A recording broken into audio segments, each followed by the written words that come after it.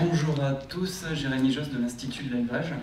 J'anime également le réseau RedCap et je travaille sur les thématiques de la valorisation de l'herbe, de l'autonomie alimentaire, de l'adaptation au changement climatique et de l'atténuation des émissions de gaz à effet de serre pour les systèmes caprins de l'ouest de la France.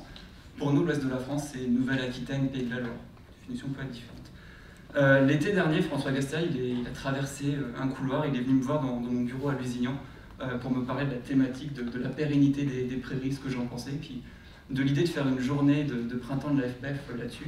Je lui dis super, hein, c'est intéressant. Nous en Caprin, souvent on râle que nos prairies sont pas très pérennes, restent pas assez longtemps quand on fait des suivis ou des essais en élevage.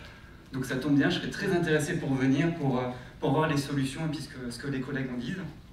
Bon, je me suis fait avoir parce qu'il faut que je justifie un petit peu toutes les réunions où on a pu dire nos prairies, on ne les conserve pas assez, c'est quand même embêtant, etc. Et donc c'est ce que je vais essayer de vous amener avec une idée de quel est l'impact économique du manque de pérennité dans les systèmes caprins. Donc l'idée, ça va être quand même de faire un focus sur les systèmes caprins de l'ouest de la France pour essayer d'en discuter, puis après on pourra élargir avec vos retours. Donc j'ai fait cette présentation avec Nicole Bossy et puis Bertrand Bluet, deux collègues de l'Institut, basés à Poitiers. Donc évidemment, j'ai essayé de répondre à la question. Donc on va essayer de voir quelles sont les prairies et quelle est la durée de vie des prairies dans les systèmes caprins de l'Ouest. Quel est l'impact économique du manque de pérennité. Mais je suis également allé un petit peu plus loin en essayant d'amener des éléments de réflexion et de discussion sur des facteurs qui peuvent expliquer, je spoil, ce manque de pérennité qu'on observe sur le terrain. Pour ce faire, j'ai utilisé 4 types de données. Des données Inosis réseau d'élevage pour avoir une photo un peu macro de ce qui se passe. J'ai utilisé l'outil PEREL qui a été développé par les chambres d'agriculture de Pays de la Loire pour estimer le coût de production des fourrages. Donc j'ai utilisé ces simulations-là. J'ai utilisé des suivis participatifs qu'on a menés dans le cadre du réseau RedCap depuis 2012 de co-construction de mélanges prairiaux et d'essais en ferme de la mise en place et du suivi de ces prairies. Et puis j'ai surtout utilisé, c'est la photo qu'on a en bas à droite, les échanges qu'on a régulièrement avec les groupes d'éleveurs, les groupes de techniciens qu'on mobilise sur Nouvelle-Aquitaine et Pays de la Loire dans le cadre du réseau RedCap pour essayer de répondre à ces différentes questions.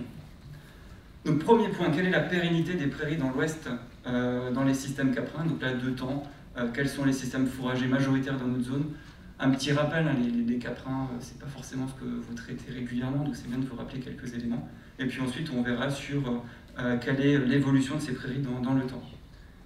Donc premier point, les systèmes fourragers caprins de l'ouest de la France. Donc quand on regarde alors, à ma droite, à votre gauche, vous avez les principales prairies qui sont utilisées. Donc nous, c'est en premier la luzerne. C'est de la luzerne qu'on retrouve très majoritairement dans nos systèmes. Ensuite, on retrouve quand même pas mal de prairies multi-espèces, avec une certaine dichotomie prairies multi-espèces plutôt basée sur la luzerne, prairies multi-espèces plutôt basée sur le trèfle violet, avec un gradient de complexité de nos mélanges, de mélanges assez simples de 3 espèces à des mélanges plus complexes, 5, 6, voire 7 espèces. Le régras italien, associé ou non à du trèfle violet ou à du trèfle hybride, du trèfle incarnat, pardon, est encore utilisé assez fréquemment. Puis j'ai écrit en tout petit prairie naturelle, parce que dans nos systèmes de l'Ouest, la prairie naturelle, c'est vraiment lambda. On est vraiment sur des prairies temporaires qui sont utilisées et valorisées par les chèvres. Autre élément à également prendre en compte et qui expliquera en partie l'évolution des prairies, c'est le mode de valorisation. Nous, nos systèmes, c'est majoritairement 95% des systèmes qui sont enchèvrés toute l'année. Donc l'enjeu, c'est de produire du stock, principalement du foin. L'enrubanage se développe aussi ces dernières années, notamment avec l'enjeu de la première coupe. Et puis, pâturage et affouragement en verre, ça existe, mais c'est un peu plus anecdotique au niveau de nos systèmes, sachant que évidemment, on n'est pas sur du pâturage toute l'année. Il y a des périodes plus ou moins longues où on va être sur une ration chèvrerie, et donc on va retrouver aussi du foin et de l'enrubanage. D'où l'enjeu de récolter et de faire le fourrage de la meilleure qualité possible. Pour essayer de parler de la pérennité des prairies, le problème c'est qu'on n'a pas un observatoire de combien de temps les prairies vivent dans nos systèmes. Malheureusement, on n'a pas de données quantitatives très importantes. Donc là, je vais vous présenter deux exemples, 2 éléments qui vont amener quelques bases.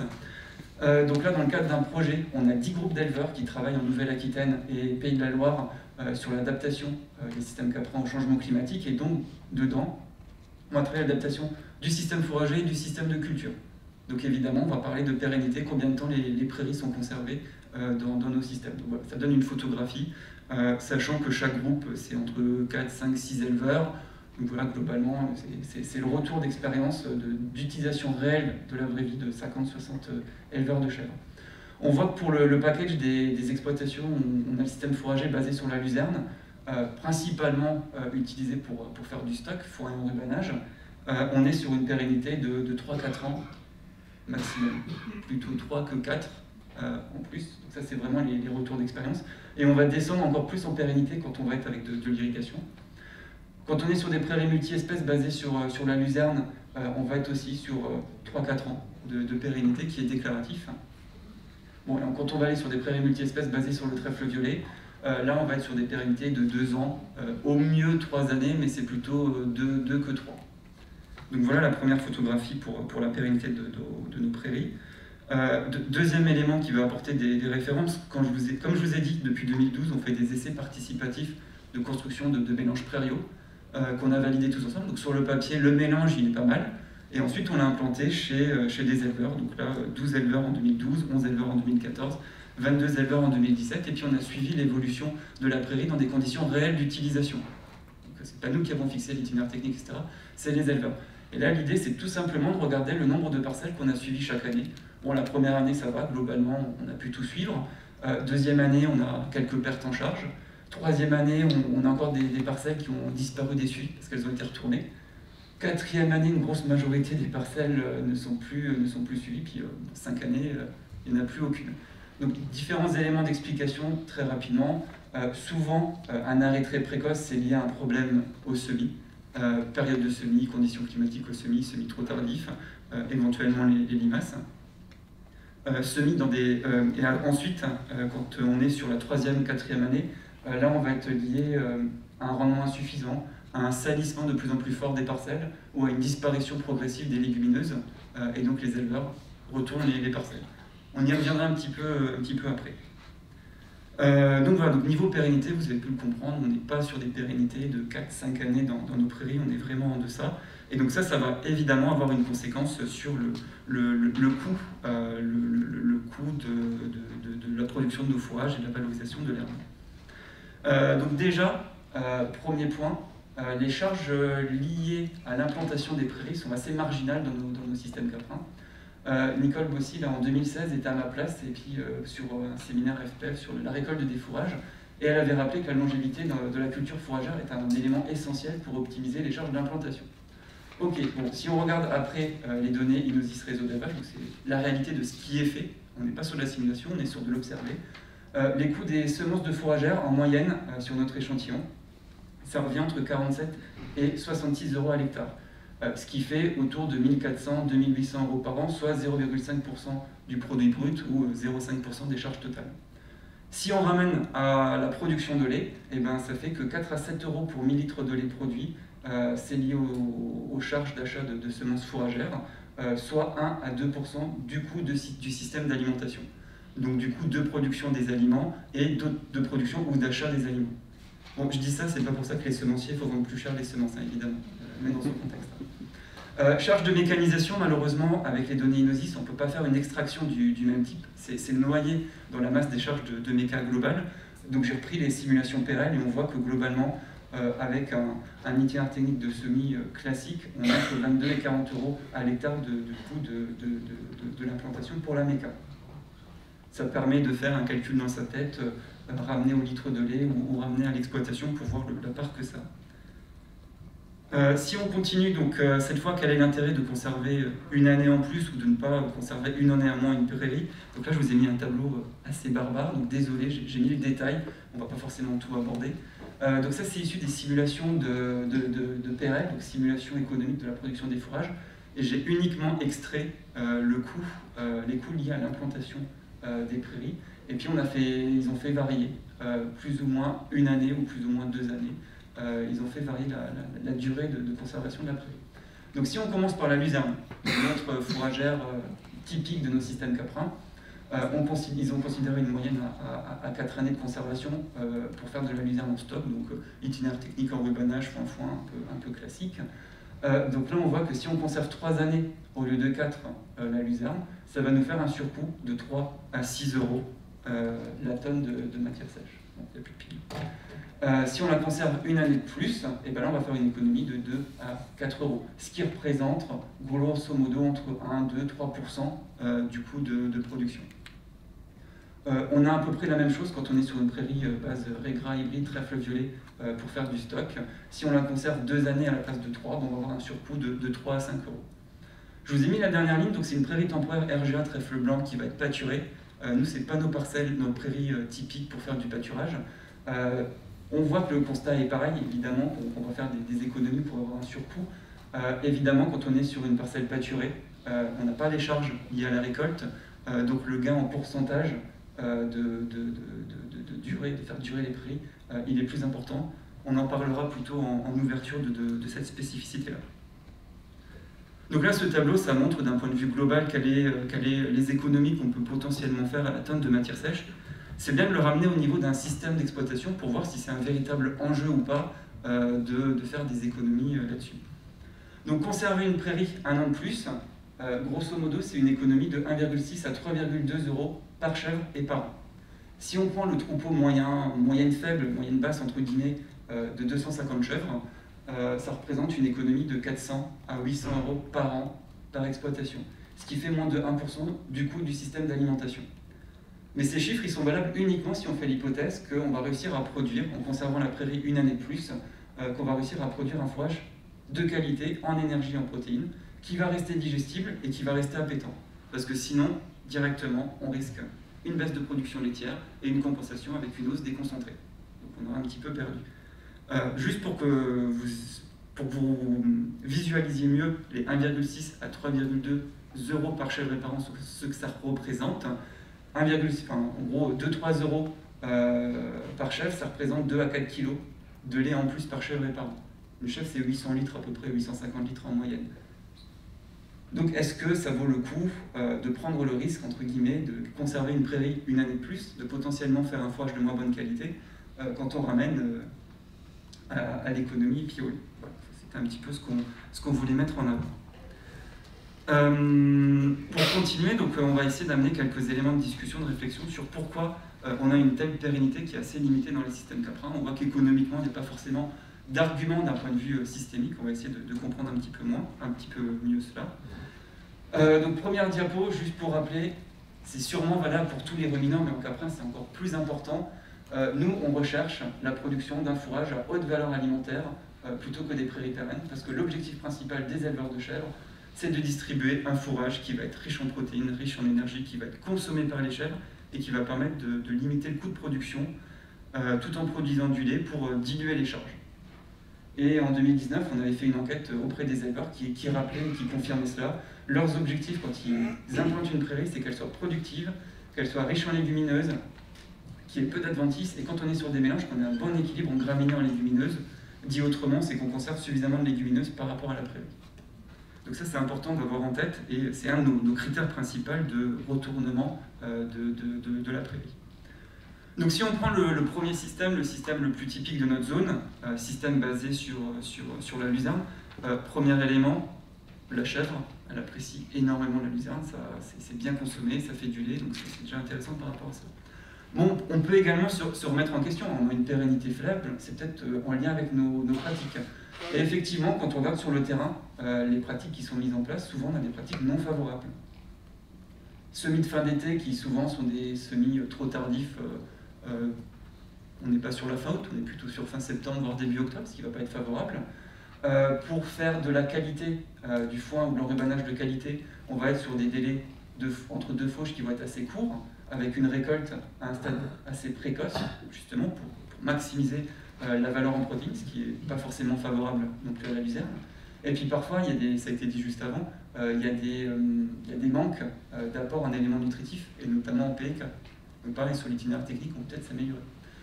Ensuite, il y a le point autour du salissement. Donc dès que les prairies se salissent un petit peu trop, on a une dilution de la valeur, et donc quand on fait du stock, les éleveurs n'apprécient pas ça, donc ça argumente encore plus pour retourner les parcelles.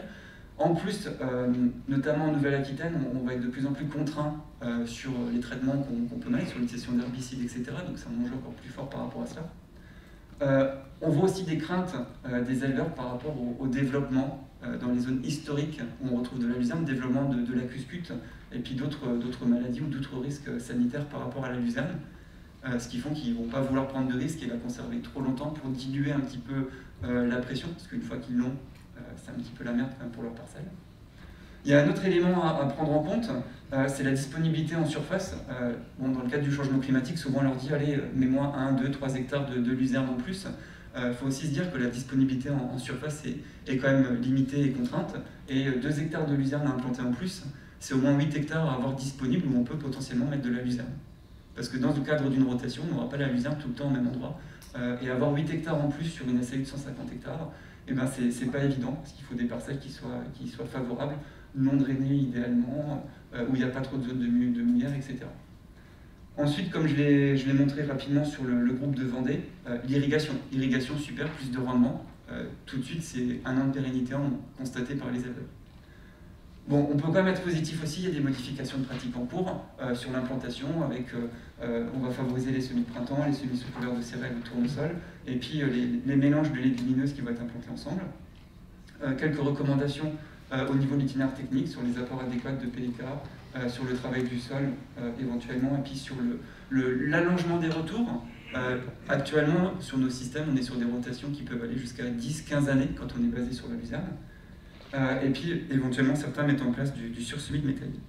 Donc voilà pour les systèmes basés sur la luzerne. Pour les systèmes qui sont basés sur le pâturage, il y a un autre enjeu qui va également contraindre la pérennité de la prairie, c'est la maîtrise du parasitisme. Le parasitisme lié au stromble gastro-intestinal, c'est une très forte contrainte dans les systèmes petits ruminants et donc caprins. Le labour et une rupture avec des prairies, avec des cultures annuelles, ça va permettre de diminuer le niveau d'infestation parasitaire des parcelles.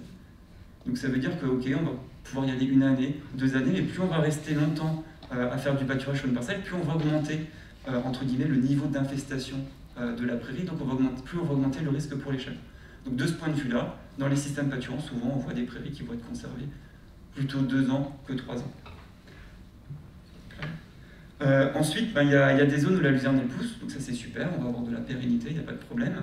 Mais dans notre région, on a également des zones avec des sols hydromorphes, avec des pH qui vont être faibles, avec des parcelles qui vont être drainées. Donc est-ce qu'on pourrait demander à nos généticiens de nous trouver des légumineuses qui soient pérennes et qui poussent dans ces conditions-là? Ça serait pas mal. Bon, sachant que les chèvres consomment bien très fleuviolet, il n'y a pas de problème. Et puis dernier point, c'est quand on est sur des mélanges prairiaux. Donc là, j'ai remis quelques graphiques liés au suivi qu'on a fait avec nos éleveurs quand on a testé les mêmes mélanges dans différents contextes pédoclimatiques. Et là, on a vraiment pu voir l'influence des pratiques. Le même mélange semé dans une dizaine de contextes pédoclimatiques et d'utilisation différentes n'a jamais évolué de la même façon. Dans certains cas, ça a bien évolué, dans d'autres, ça a mal évolué. Et donc, on voit vraiment que la période de semis, que l'itinéraire technique de semis, la stratégie de fertilisation va fortement influencer l'évolution de la parcelle. Les modes de valorisation, alternance fauche-pâture, les fauches précoces, les fauches répétées, ne vont pas forcément être en faveur d'une bonne pérennité et d'un bon équilibre.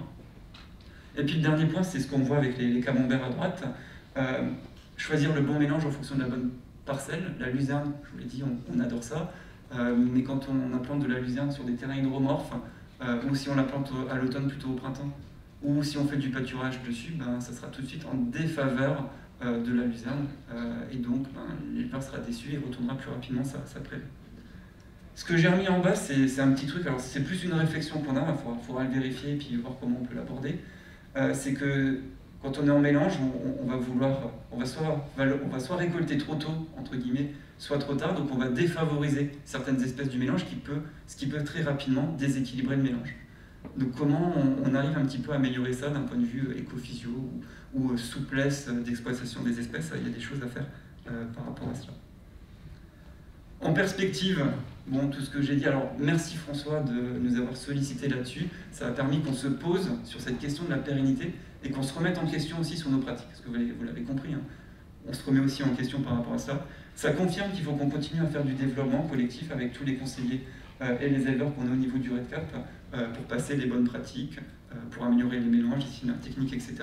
Mais qu'on a également des questions de recherche, qu'on essaye de traiter au sein de l'UMT SC3D, donc avec l'Institut de l'élevage, l'unité expérimentale Ferlus et puis l'URP3F autour de Poitiers et Lusignan. C'est important de reconnecter l'animal et puis le végétal. On commence à faire des caps 2ER. En Caprin, on est un petit peu en retard par rapport aux autres. Et dans nos systèmes de l'Ouest, où on n'a pas de prairies permanentes, le stockage du carbone, on est un peu limité. Notre seule solution, c'est d'avoir des prairies qui vont être plus pérennes et d'avoir 5 années de prairies et puis 3 années de culture. Et donc là, c'est jackpot, on va stocker. Bon, avec des pérennités faibles et puis plein de cultures après, on déstocke. C'est pas trop en notre faveur. Donc si on arrivait à s'améliorer là-dessus par rapport au bilan carbone, ce serait top. Troisième point, j'ai beaucoup accentué sur la récolte des fourrages. Je pense que les conclusions ne sont pas forcément les mêmes si on va vers des systèmes qui sont plus liés au pâturage, parce que l'herbe verte, que ce soit une graminée ou une légumineuse, ça a une très bonne valeur alimentaire. Donc ça veut dire qu'on pourrait peut-être garder plus longtemps la prairie dans des systèmes pâturants. Bon, ce n'est pas une réalité de terrain chez nous à l'heure actuelle, mais il faut peut-être relativiser tout ce que je dis en prenant en compte le pâturage. Et ensuite, je vais me permettre deux questions rhétoriques, de bouteille à la mer. Qui doit s'adapter? Est-ce qu'il faut adapter les pratiques des éleveurs pour que les prairies soient pérennes? Ou est-ce qu'il faut adapter les caractéristiques physiologiques des fourragères, et donc les idéotypes des fourragères, ou est-ce qu'il faut faire les deux?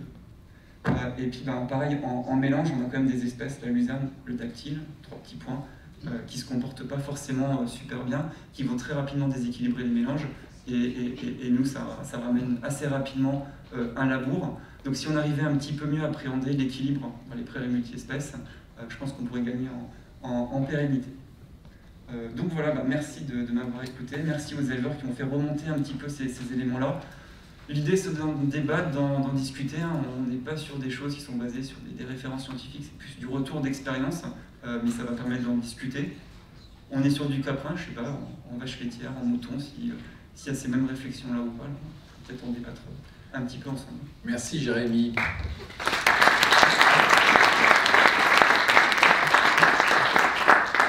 Merci, c'était très intéressant. Et comme d'habitude, on voit qu'il y a de l'exigence derrière l'alimentation des caprins et que ça pose quand même finalement pas mal de problèmes et que ça conditionne aussi beaucoup d'attitudes et de modalités de gestion. Des questions sans doute? Oui, Jean-Marie Curtil, champ d'agriculture du Doubs et du territoire de Belfort. Moi j'avais une question par rapport au coût de mécanisation à la plantation de prairies annoncée là, 22 à 40 € par hectare. Ça me paraît faible. Alors, j'ai pris les simulations PRL. Évidemment, c'est critiquable parce qu'il y a des hypothèses qui ont été faites par rapport à du dimensionnement de matériel, par rapport à l'itinéraire technique, par rapport au fait qu'on mette un herbicide, un passage ou 2 passages de rouleau. Voilà, l'idée c'est plus de voir ce que ça représente. Oui, c'est peut-être faible. Moi, je peux trouver que c'est aussi fort. Quand on a comparé le coût de production des fourrages avec les simulations PRL et les coûts de production des fourrages dans les systèmes Inosis réseau d'élevage, on était quasiment du simple au double. Donc ça veut dire que les éleveurs, ils n'optimisent pas forcément autant que ce que l'on fait dans les simulations, ou bien ils ne vont pas, entre guillemets, sur des itinéraires techniques aussi pointus, aussi riches en intrants ou en mécanisation. Donc oui, effectivement, quand on est sur de l'économie, tout est discutable. C'est pour ça qu'on a essayé de remettre ça au niveau du produit ou des charges totales et aussi au niveau de la production laitière pour prendre un petit peu de hauteur, parce que là on n'est pas à 2 ou 3% près de précision. Et puis à l'occasion d'une visite à Lusignan, on nous avait vanté les mérites du caprin par rapport à la lutte contre le rumex. Je voulais savoir si c'était mythe ou réalité par rapport à la durée de vie de vos prairies. Alors, journée fourrage régionale Nouvelle-Aquitaine, il y a un peu moins d'un mois, il y a une intervention qui a été faite sur le rumex, comment gérer le rumex, comment supprimer le rumex de nos parcelles. Moi, ça m'a bien fait rire, parce qu'effectivement, nos chèvres le consomment bien. On avait fait des analyses de valeur alimentaire, donc en protéines, 17-18 de MAT, très riche en minéraux, donc c'est assez intéressant. Effectivement, sur nos parcelles à Lusignan, il y a les parcelles des chèvres, où on voit encore quelques rumex par-ci par-là, qui sont vite consommé. Puis quand on va voir les parcelles des voisins, je vois Sandra qui commence à rigoler, et ben, il y en a beaucoup plus. Donc on attend un petit peu, et puis dans quelques années, quand il y aura plus de rumex et que les arbres seront un peu plus grands, on mettra nos chèvres chez les vaches, et puis ils viendront chez nous, comme ça on gérera le rumex comme ça. Mais oui, ça marche assez bien. Et puis j'avais une toute dernière question. Il me semble que l'exploitation était équipée d'un système de séchage en grange. Je voulais savoir si vous aviez fait en lien avec l'âge des prairies des analyses de valeur alimentaire des forages pour voir l'évolution aussi en lien avec la durée de la prairie. Alors, effectivement, il y a un séchage en grange à Lusignan, il y a 3-4 ans, 5 ans, ça va vite. On a complété les données de Patuchèvre avec le suivi d'une vingtaine d'élevages qui avaient aussi du séchage en grange, pour compléter un peu les références. Premier élément, le constat du manque de pérennité, il était le même avec un système en séchage en grange, il ne conserve pas forcément plus longtemps. Sur les valeurs alimentaires, les collègues de l'INRA pourront valider, afin de faire l'US. Hugues Kaya, qui est le responsable scientifique, a une magnifique base de données avec rendement, valeur alimentaire, pour chaque coupe, pour chaque parcelle depuis 2012. Donc un jour, il y aura une belle valorisation de possible de tout cela. Ouais, Gaëtan de l'INRA Lusignan, merci beaucoup pour ta présentation, vraiment très intéressante, enthousiasmante même. J'avais une question sur le même diapo par rapport aux hypothèses du calcul. Donc tu as parlé de qualité dans la prise en compte de l'effet sur le coût d'avoir une année supplémentaire. Et je me demandais, est-ce que vous avez fait des hypothèses aussi sur les pertes de productivité des prairies au cours du temps? Et est-ce que vous l'avez intégré ça dans votre calcul? Ou est-ce que c'est pas... Non, parce que pour nous, la qualité est... Enfin, idéalement, si on rêve, la commande serait de faire en sorte qu'on soit sur une pérennité qui soit à la fois productive et qualitative. Souvent, on a la réflexion, on veut que ça soit pérenne et qu'on ait encore de quoi manger, qu'il y ait de quoi remplir le rumen. Nous, le rumen, il est assez petit chez les chèvres, donc on veut mettre de la qualité en plus de la quantité. Donc non, on ne l'a pas pris en compte, mais effectivement, il faut que le rendement y suive. Après, une critique qu'on pourrait avoir, que je n'ai pas du tout abordé là, c'est la première année. L'année d'implantation, le rendement va être quand même beaucoup plus faible que le reste. Donc c'est-à-dire quand on fait une moyenne sur 3 ans avec une première année, on est sur un rendement un tiers ou moitié moins qu'en routine, ça va diluer le rendement global. D'où le fait de communiquer sur les semis sous couvert d'avoine, de métail ou d'autres choses qui pourraient à la fois sécuriser l'implantation et également intensifier entre guillemets la production fourragère.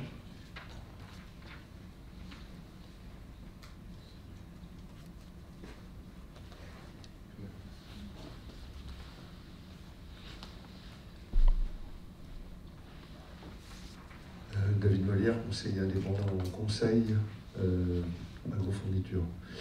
Il y a quelque chose que je n'ai pas compris, c'est que vous dites que plus on arrose et moins il y a de pérennité. Et moi je m'étais dit que pérennité égale lutte contre un peu la sécheresse. Oui, alors c'est un retour d'expérience. On est sur la zone Nouvelle-Aquitaine, Pays de la Loire. Les débats sur l'irrigation sont assez intenses chez nous, notamment avec la société civile. Donc, dans tous les groupes où on travaille sur le changement climatique, on a une réflexion à la fois adaptation avec possibilité de mettre de l'irrigation ou sans possibilité de mettre de l'irrigation. Sachant que quand on fait sur un groupe de 4 éleveurs qui participent, il y en a un qui va pouvoir irriguer, un qui peut irriguer mais qui n'irrigue pas, et 2 qui n'ont pas la possibilité d'irriguer. Donc il faut aussi relativiser cela. Et donc c'est dans le groupe de Vendée, donc là on est à la frontière Marais-Poitevin, pleine de Vendée, donc très bonnes terres pour la luzerne et tout, puis des prairies naturelles et des terres beaucoup plus humides de l'autre côté, où là ils ont la possibilité d'irriguer. Donc c'est le retour des éleveurs de cette zone qui disaient qu'en gros leur luzerne non irriguée, 4 ans, exceptionnellement 5 ans, ça se passe bien, et dès qu'ils étaient quand ils sont sur un système irrigué, globalement ils conservaient au moins 1 an de moins leur luzerne par rapport à ce qu'ils font. Par rapport aux objectifs de rendement, de qualité qu'ils ont, ils n'ont peut-être pas forcément raison, mais en tout cas c'est une réalité de terrain. Oui, mais on ne comprend pas bien pourquoi. Pourquoi ils réduisent? Puisqu'ils ont un moyen. C'est vraisemblablement lié au rythme d'exploitation. Ouais. Ils font plus de coupes. Ils font plus de coupes, plus de rendement, donc la luzerne est fatiguée plus vite et le rendement il baisse assez rapidement. Donc la luzerne n'a pas le temps de refaire ses Ou est-ce que c'est pas parce qu'ils ont élevé encore leur niveau d'exigence de qualité du fourrage? Alors, je pense qu'il y a ça aussi.